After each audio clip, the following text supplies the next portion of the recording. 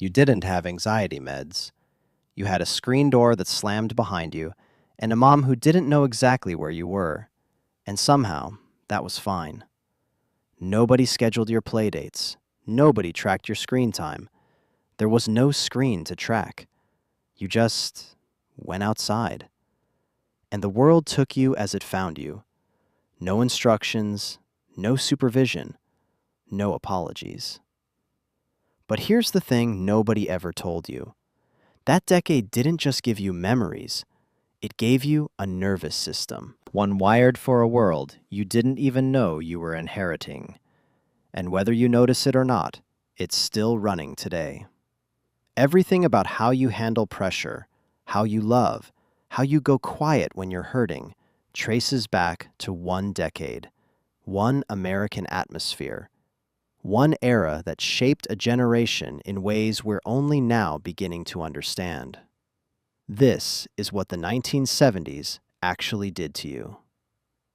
Close your eyes for a second and go back. Not to the music, though it was killer. Not to the fashion, though bell-bottoms were fire. To the feeling, the texture of daily life. Saturday mornings, the house quiet, parents still asleep, maybe your dad already gone to work.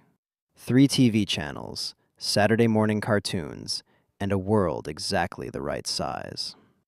Then you went outside, bare feet on hot pavement, bikes flying down the street, creeks, vacant lots, alleys. Your neighborhood felt enormous. Someone's mom calling another kid for lunch was your only clock. The streetlights were your timer. That was the foreground. The background? Kids always feel the background, and in the 70s, it was intense. Vietnam had just ended. Complicated, messy, shameful, confusing. A generation of men came home to a country that didn't quite know how to look at them. Trust in government hadn't just eroded, it collapsed. Watergate? You watched the president lie on TV and then get away with it, until he didn't.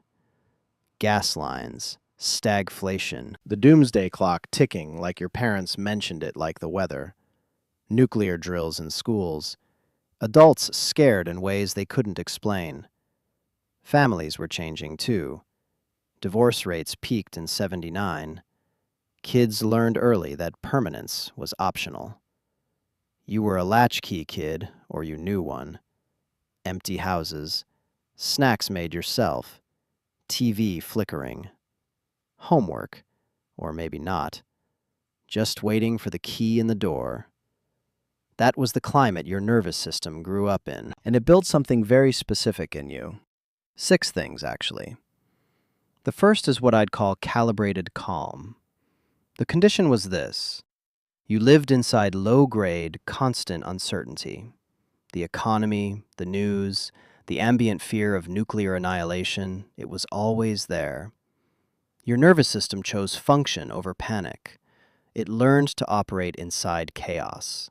You're the person who doesn't flinch. When others spiral, you stay steady.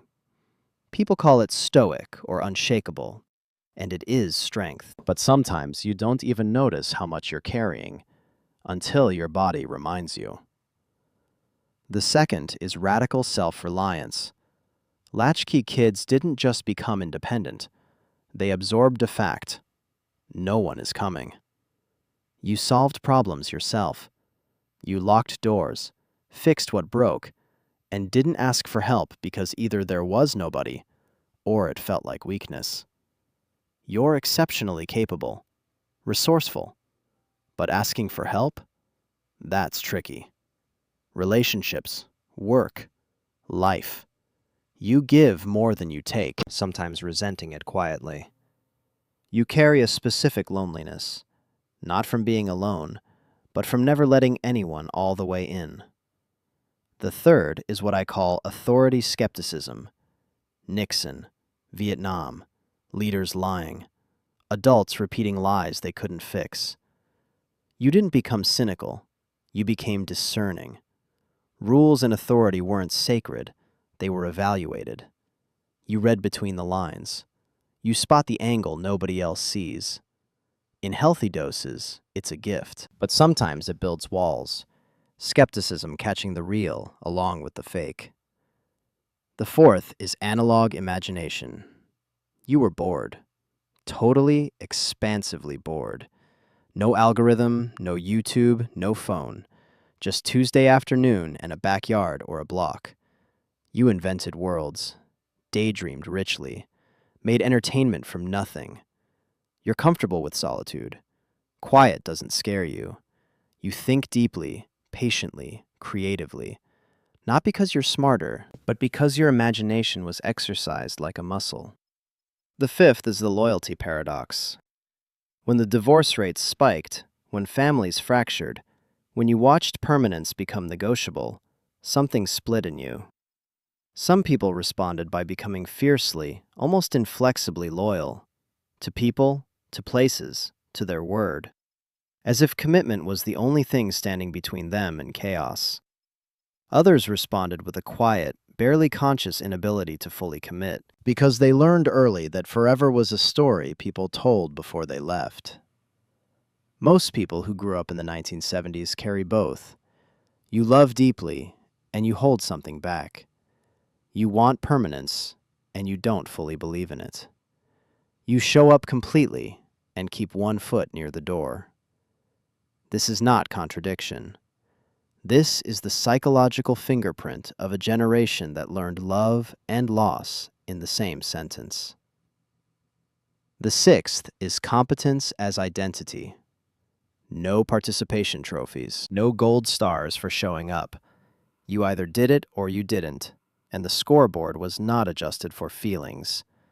So you learned to measure your worth by your output, by what you could build, fix, earn, produce, provide.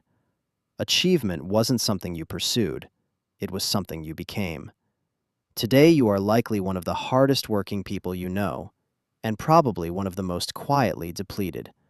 Because when your identity lives inside your competence, rest feels like erasure, stillness feels like failing. And when you stop being useful to your employer, your family, your community, a low-frequency panic moves in that you might not even recognize yet because you've never let it have a name. You were not raised to be. You were raised to do. And the world was built, in no small part, by people exactly like you. But somewhere in that building, nobody ever asked you the question that might be the most important one of your life. Who are you when you stop? Here's something worth sitting with. The generations that came after yours, millennials, Gen Z, they were given language for their inner lives much earlier.